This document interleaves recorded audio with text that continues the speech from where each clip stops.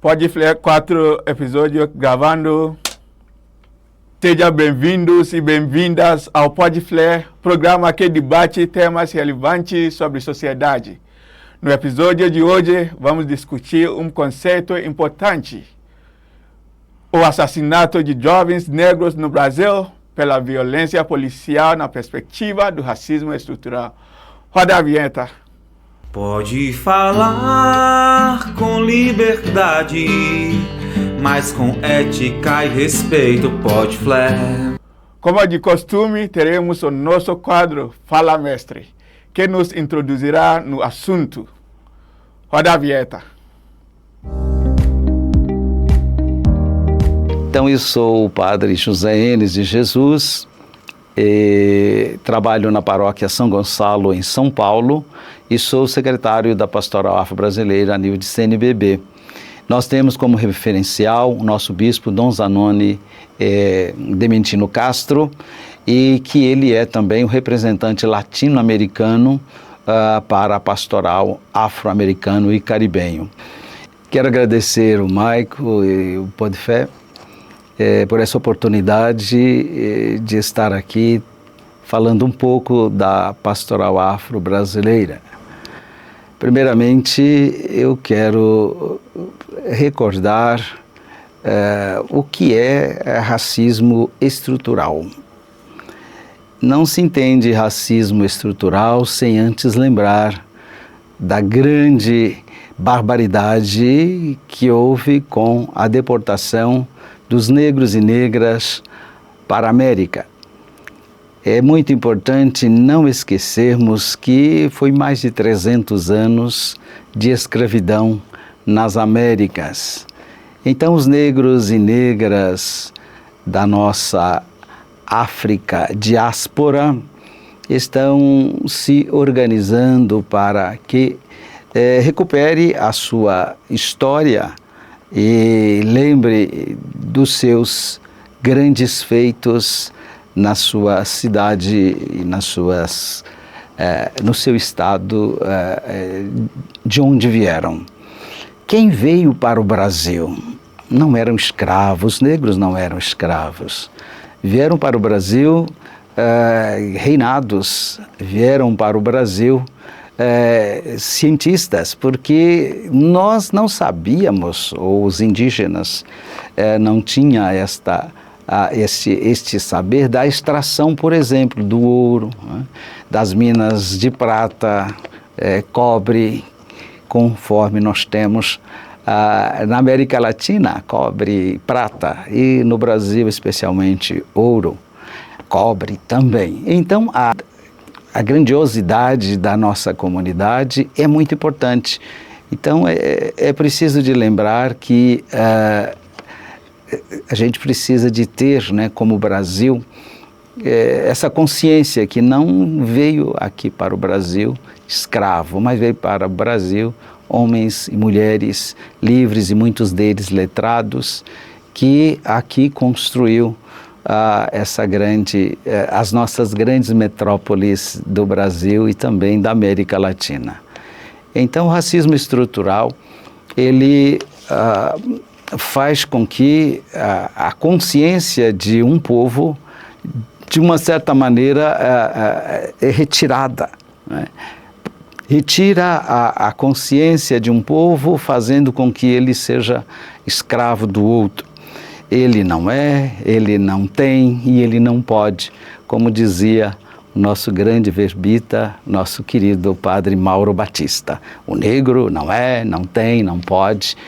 Então, esse trabalho que a comunidade negra vem fazendo, não só no Brasil, mas na América Latina, eu vou dizer até da África diáspora, porque nós temos negros e negras também na Europa, na Ásia, não é? Então, há um movimento dos negros e negras no mundo inteiro para recuperar, então, primeiro a sua autoestima, depois recuperar também seus heróis e heroínas e um pouco a sua história. é muito importante nós lembrarmos que um povo que não tem a sua memória, a sua história, é de fato um povo fadado a ser levado por qualquer um, né? Por falsas ideologias. Então, vem a partir dessa conscientização o grande trabalho do movimento negro e também da pastoral afro-brasileira. O movimento negro trabalhou para que nós pudéssemos ter como uma grande marca para todos nós o 20 de novembro, Zumbi dos Palmares, recuperar Zumbi dos Palmares. Quem foi Zumbi dos Palmares? Zumbi dos Palmares foi um grande líder que pensou numa sociedade alternativa e, segundo historiadores, foi de fato a única república que nós tivemos onde todos eram cidadãos e cidadãs, porque nesta república chamada Palmares havia negros, brancos e todos que estavam, não é, escravizados por um sistema, o sistema colonial. Então, Zumbi dos Palmares organizou este grande quilombo dos Palmares. Então, a recuperação desses nossos heróis e das nossas heroínas, como a Caltume, como aí os nossos queridos irmãos Luiz Gama, aqui de São Paulo, que foi um dos grandes advogados que não conseguiu ter o seu diploma porque era negro. Então, é muito importante nós lembrarmos desses personagens.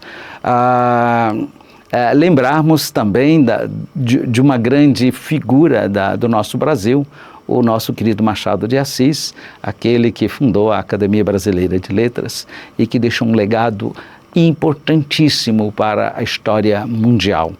Então, nós queremos recuperar a história destes homens e mulheres que engrandece aí a nossa estima brasileira e a nossa autoestima de negros e negras do Brasil. Porque é muito triste uma pessoa ser criada sem ter aí um referencial. Quer dizer, o negro vai na farmácia, não vê um farmacêutico negro, o negro vai no hospital, não encontra um doutor negro, vai na advocacia, não encontra um advogado negro, vai na igreja, não vê um padre negro, né, também. Então é muito importante nós lembrarmos que nós precisamos de ter também os nossos referenciais, eles nos fortalecem na nossa caminhada. Por isto, se nós temos o movimento negro no Brasil organizado, nós temos também a pastoral afro-brasileira. E a origem é justamente esta. Os nossos padres e bispos e alguns leigos que já estavam aí na igreja numa caminhada, perceberam que muitos negros e negras na nossa igreja católica apostólica não têm a consciência de sua história. Por isso, nós não podemos esquecer da grande figura de Dom José Maria Pires, que foi o grande criador desta pastoral afro-brasileira, juntamente com Mauro Batista, Padre Toninho, Padre Batista, as irmãs e também alguns leigos, né, Irmã Lindaura. Esses irmãos e irmãs se juntaram para lembrar como foram as suas entradas nos conventos e nos seminários. Histórias belíssimas a gente tem hoje contada, tanto na história como também aí nos vídeos, a história desses religiosos e religiosas negros, as suas dificuldades de entrar no seminário ou no convento. Então criaram aí a pastoral afro-brasileira. Primeiro nós éramos agentes de pastoral negros, eu sou também um fundador dos agentes pastoral negros e que hoje nós nos identificamos com pastoral afro-brasileira. Então, nós estamos reunidos desde a década, na verdade nós nascemos oficialmente em 1983 como agente de pastoral negros e a partir então da década de 90 nós fomos nos organizando como pastoral afro-brasileira, seguindo aí o que a América Latina, a partir do CELAM, designa, né, agentes de pastoral afro-brasileira. Então, nós estamos caminhando há mais de 40 anos e agora nós estamos aí trabalhando para que tenhamos um documento da igreja a partir da CNBB. Nós temos de fato um documento verde, conforme a CNBB indica. O documento verde é documento de estudo e o documento azul é um documento oficial. Nós estamos há 2 anos trabalhando para que esse documento se torne um documento azul. Então, a CNBB aprovou a criação aí de uma equipe que trabalhasse a redação e nós estamos aí na segunda fase, não é?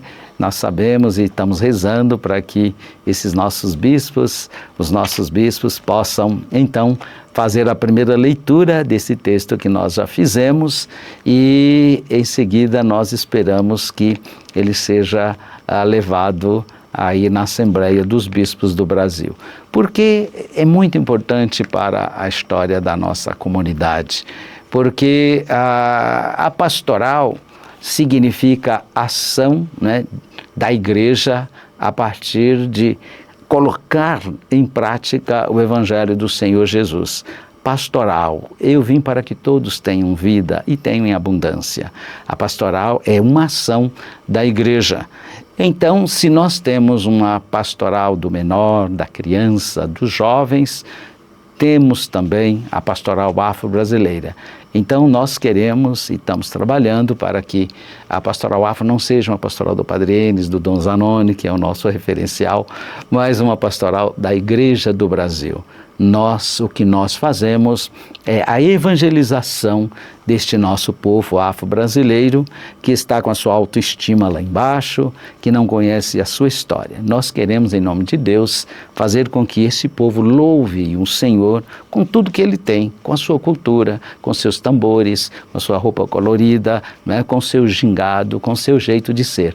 Como nos diz aí o Salmo 150, né? Davi louvava o Senhor com músicas, né, com tambores, e é assim que nós também, negros e negras, queremos saudar ao nosso Deus, Criador de todos, com danças, com louvores, porque o que nós temos de melhor é preciso de ofertar também a Deus, a nossa cultura. Então, a Pastoral Afro-Brasileira tem um trabalho muito importante, de 2 em 2 anos, ela reúne com as irmandades, com as congadas, também com as pequenas equipes da Pastoral Afro-Brasileira que estão em todo o nosso Brasil, para fazer um grande congresso chamado Congresso Nacional de Entidades Negras Católicas. Ano que vem, mês de julho, nós estaremos em Belo Horizonte com todas essas coordenações, fazendo o nosso 11º Encontro Nacional. É muito importante que também nós lembremos, nós temos 2 datas que são de fato importantes para nós. Primeiro, anualmente, a Romaria de Aparecida. Fizemos aí nesse sábado passado, a nossa 28ª Romaria da Pastoral Afro-Brasileira. Foi uma beleza, é um momento oportuno porque nós encontramos as pessoas de todo o Brasil para confraternizarmos, para trocarmos as nossas também alegrias, as nossas tristezas, porque são muitos os desafios e como enfrentarmos coletivamente. E o Congresso é essa também oportunidade de estudarmos, não é? De termos pessoas que vêm falar para nós de algum tema, para que a gente fique aí por dentro da caminhada da comunidade negra do Brasil e do mundo inteiro. Essas 2 atividades são a nível nacional. E queria agradecer a todos os irmãos e irmãs que nos dão essa oportunidade de falar da Pastoral Afro-Brasileira. Quero lembrar da Irmandade do Rosário dos Pretos, da Nossa Senhora do Rosário e São Benedito. São Benedito está fazendo esse ano 500 anos. Então, nossas irmandades estão se organizando para louvá-lo e fazer com que este grande santo continue protegendo, guardando e despertando aí a caminhada do povo afro-brasileiro. As pessoas que quiserem nos procurar, nós estamos aí pode ir para o site Pastoral Afro Brasileira, CNBB, .org.br, e também pode nos procurar na sala da Pastoral Afro Brasileira, aqui em São Paulo, a partir aí do Padre Enes, né? Meu telefone é 11 991 12 9872. O nosso convidado de hoje é Jean Gelson dos Santos. Ele é nosso colega e ele tem bacharelado em filosofia pela PUC Campinas. E ele escreveu um artigo que é o assassinato de jovens negros no Brasil pela violência policial na perspectiva do racismo estrutural e atuação profética da pastoral afro no Brasil. Seja bem-vindo, Jean.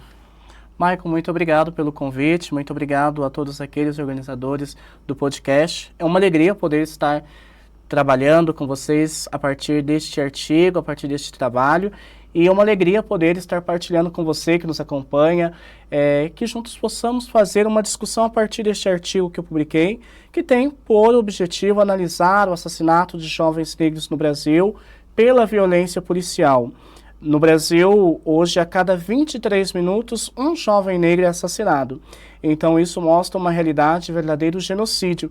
Então, essa discussão se faz importante não só para a população negra brasileira, mas para toda a população, visto que essa é uma temática que tem um recorte amplo que vai falar da própria estrutura enquanto país. Há um provérbio que fala, onde há fumaça, há fogo. O que motivou você para escrever esse artigo? Excelente pergunta, Michael. Eu agradeço pela oportunidade e permite com que eu possa dialogar com você. Esse artigo, ele nasce a partir da realidade concreta. No ano de 2020, diante do assassinato de George Floyd, um norte-americano, por um policial branco, um homem negro assassinado por um policial branco, gerou protestos no mundo inteiro e a discussão sobre a realidade do racismo estrutural. E diante daquele assassinato, diante da morte de George Floyd, eu tive a preocupação de como que a gente pode estar atuando. E a PUC Campinas, no ano, permitiu algumas conferências trabalhando sobre a temática do racismo. Em uma dessas conferências eu perguntei como nós, enquanto universidade, podemos fazer algo, como nós podemos atuar. E naquela época o conferencista, na oportunidade, me havia dito, olha, a forma de como a gente pode estar atuando é produzindo conhecimento sobre tal fato, produzindo um artigo, através de publicações, através de estudos especializados que permitam discutir essa questão e aprofundar. Então, foi a partir com este ensejo de aprofundar a discussão e de forma muito especial uma realidade do Brasil, que é o assassinato de jovens negros, que eu me debrucei sobre tal temática. O que é o conteúdo desse artigo? Seja, o que está dentro desse artigo? Maicon, esse artigo, ele busca primeiro trazer a perspectiva de números. Como eu disse, no Brasil, a cada 23 minutos ocorre o assassinato de um jovem negro no Brasil. Isso quem traz é o relatório sobre o assassinato de jovens negros no Brasil, do Senado Federal, do ano de 2016. E isso são números muito maiores do que países que se encontram em conflito armado, em conflito bélico. E diante de um número tão grande de assassinados, uma pergunta ela surge. Como no Brasil, os assassinatos, eles não só se mantêm, mas eles se perpetuam. Há uma banalização desses assassinatos, mesmo diante de um Estado democrático de direito. E diante dessa questão, nós fazemos um recorte a partir do racismo estrutural. Nós buscamos compreender como esses assassinatos ocorrem, como ocorre essa banalização a partir do conceito de racismo estrutural.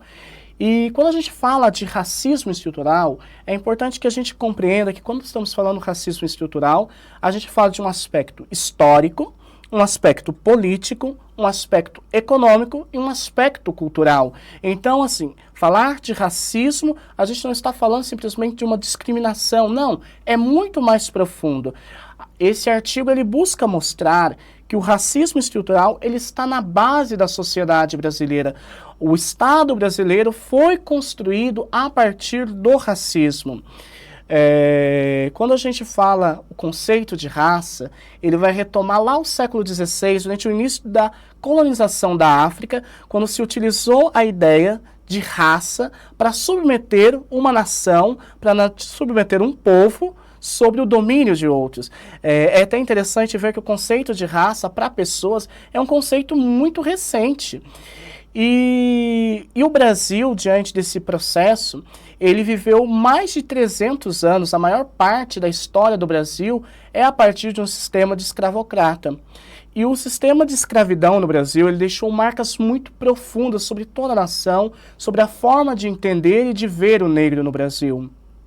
Desde o início do processo de escravização, houve um processo de verdadeiro genocídio contra a população negra, seja através dos maus tratos, seja através da falta de assistência à saúde, seja através de um processo amplo, porque a proximidade do Brasil com a costa africana faziam com que os negros brasileiros fossem tratados como peças substituíveis.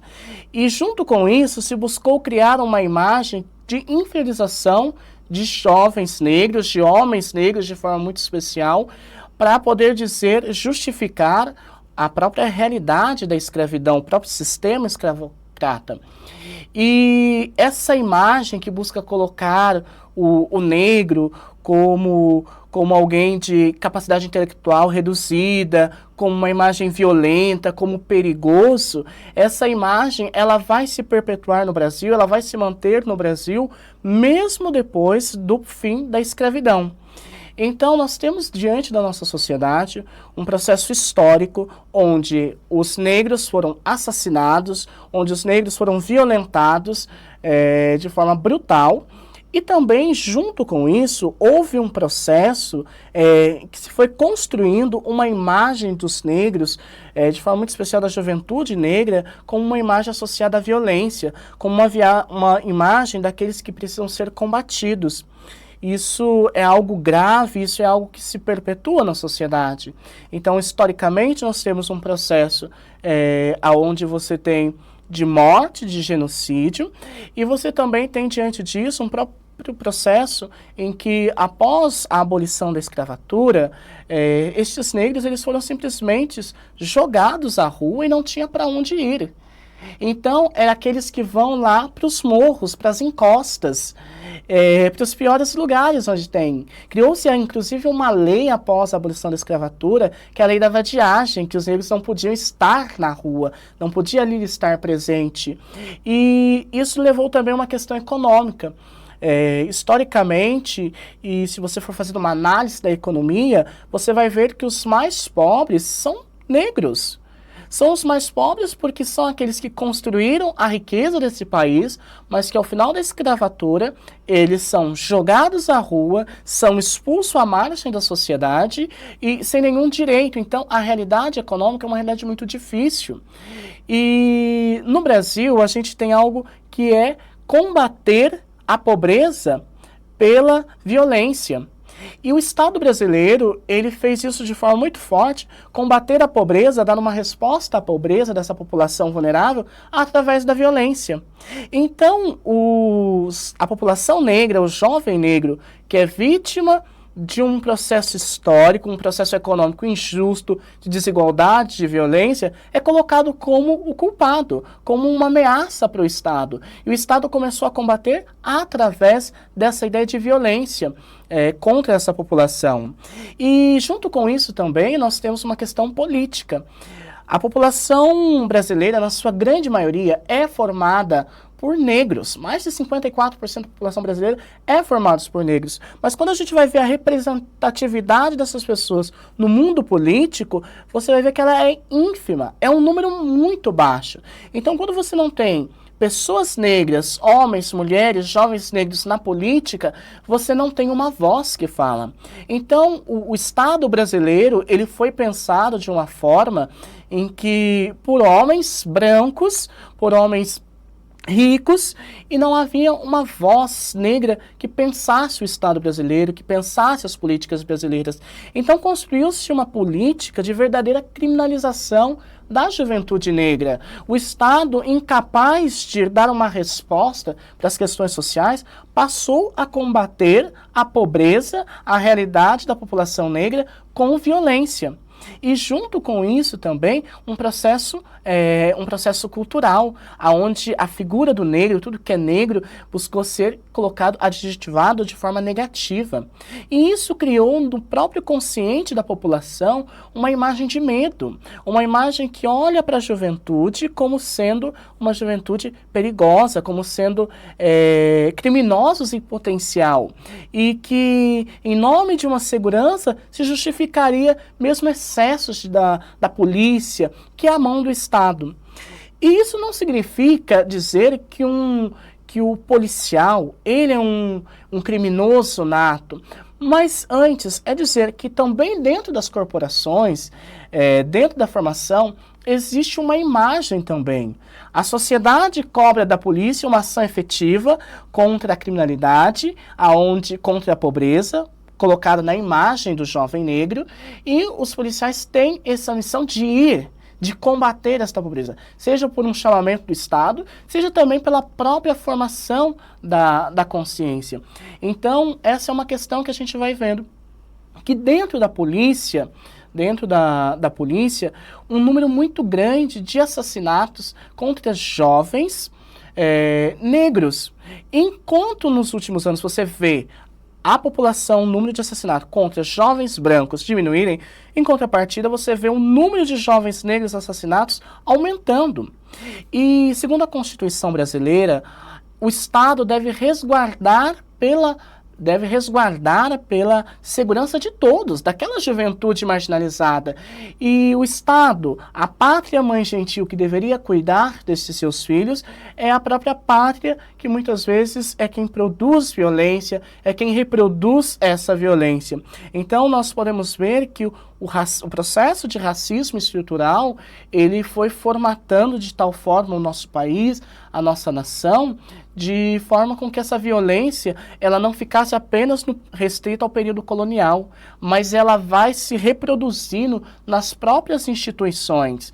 É claro, isso a gente está olhando sobre uma perspectiva, mas você pode fazer essa análise olhando distintas outras perspectivas da sociedade, outras categorias, que você vai vendo como o racismo ele vai se construindo. Então, é nessa perspectiva que o artigo busca trabalhar, é buscando fazer esse percurso histórico, político, econômico, social e cultural, para buscar entender o porquê o racismo consegue fazer com que mesmo essas pessoas mais bem intencionadas, pessoas com verdadeiro sentido de humanismo, muitas vezes elas banalizam e justificam o próprio assassinato de jovens negros no Brasil. Muito obrigado pela fala. Eu tenho uma pergunta para você. Por que a violência policial acontece mais nas comunidades periféricas no Brasil? Muito boa a sua pergunta, muito boa a sua questão. Para a gente poder compreender isso, eu gostaria de trazer um outro pensador sobre a questão racial, que é Achille Mbembe. Ele vai falar sobre a ideia de um estado de necropolítica. Uma própria política de assassinato, uma política de morte. A ideia de necropolítica é que você cria um estado de constante estado de exceção, um constante estado de sítio. O que é essa ideia de estado de exceção, estado de sítio? Essa ideia de estado de exceção, de estado de sítio no direito, ela vai partir da ideia, da perspectiva de que em situações excepcionais de grande convulsão social, de grande instabilidade, momentos como de guerras, de conflito militar, alguns direitos, algumas situações você suspende pela questão da excepcionalidade, da gravidade da situação, como é a realidade de guerra. O que acontece?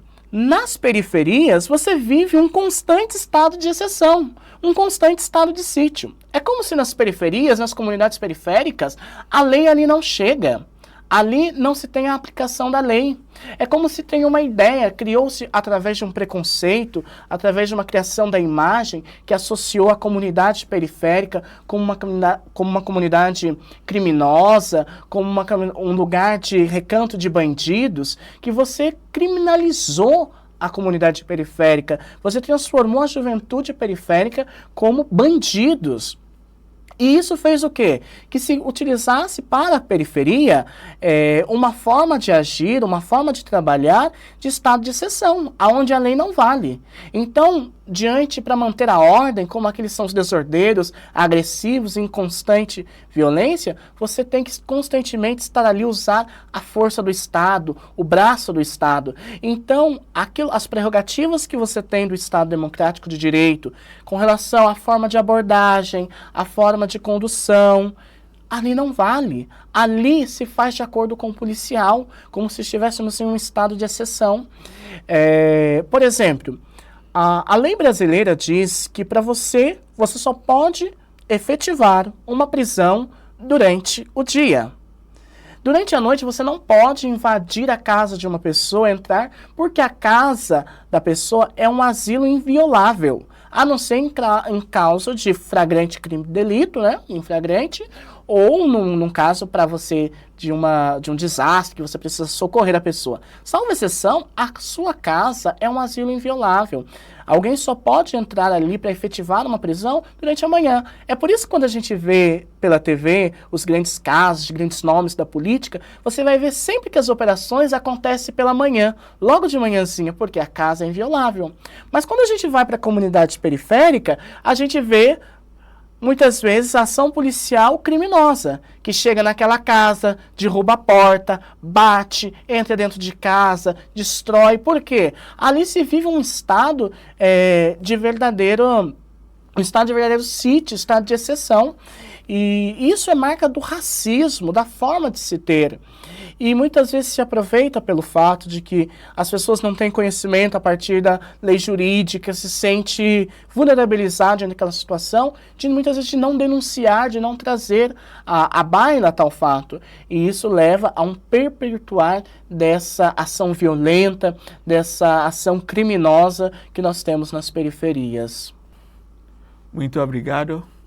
Você gostaria de deixar uma mensagem para que os ouvintes se engajem em ações sociais e que procuram se informar mais sobre as realidades da população negra? Mais uma vez, eu gostaria de agradecer pela oportunidade, de estar aqui com vocês, discutindo, trabalhando. E eu gostaria de trazer algo muito concreto. Nós vamos ver que o racismo, ele não nasce do nada. Ele é um processo de construção histórica. Mas a história nos mostra que em um processo de construção, se algo foi construído historicamente, você também pode ter um processo de desconstrução. Então, Maicon, nós também podemos vivenciar um processo de desconstrução do racismo estrutural. Se ele é estrutural, você não o combate apenas de uma perspectiva, mas esse processo de desconstrução do racismo estrutural, ele passa por uma questão de educação, por uma questão cívica, por uma questão de políticas públicas afirmativas, através da inclusão da população negra nos ambientes de política, de formação, de lideranças, e também a toda a sociedade a buscar propriamente compreender que, em relação ao racismo, não basta apenas não ser racista, é preciso ser antirracista, é preciso estar engajado nessa luta, porque a partir de uma perspectiva humanista, de uma perspectiva cristã, não tem como você ser indiferente à realidade do racismo. Eu sei que as realidades históricas, a realidade atual é muito difícil, mas a gente pode conquistar uma nova realidade. É possível transformar esta realidade. Eu me lembro da ministra, agora, ao assumir o Ministério dos Direitos Humanos, ela fez uma citação de uma canção da Beth Carvalho, em um determinado trecho que fala: aquilo que as mãos não alcançam, o coração um dia alcança. Então essa certeza da gente ter utopia de construir.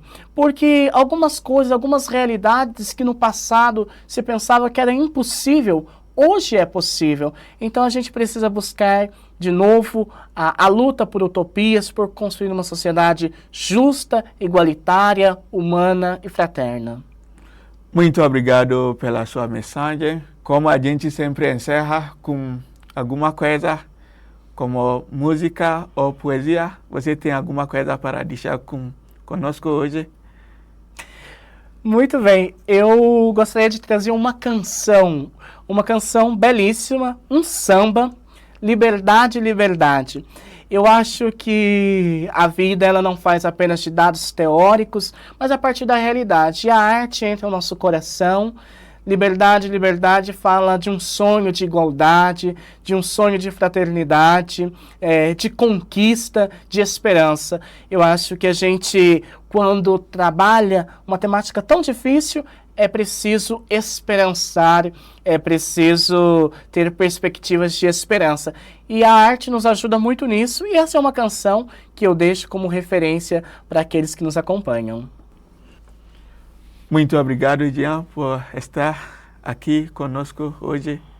Por fim, você tem alguma rede social para dizer com a gente, para os ouvintes seguirem? Para aqueles que se interessaram pelo tema, que têm o desejo de ler o artigo na íntegra, no meu Instagram, Jean Gilson, eu disponibilizo ali o link para aqueles que desejam estar acessando e lendo o artigo, comentando, e também aceito uma resposta, um feedback, é sempre muito bom. Agradeço por vocês nos ouvirem. Se você gostou desse episódio, não esqueça de compartilhar e de seguir o nosso podcast, @PodFleCast. Até a próxima. Pode falar com liberdade, mas com ética e respeito, pode fler.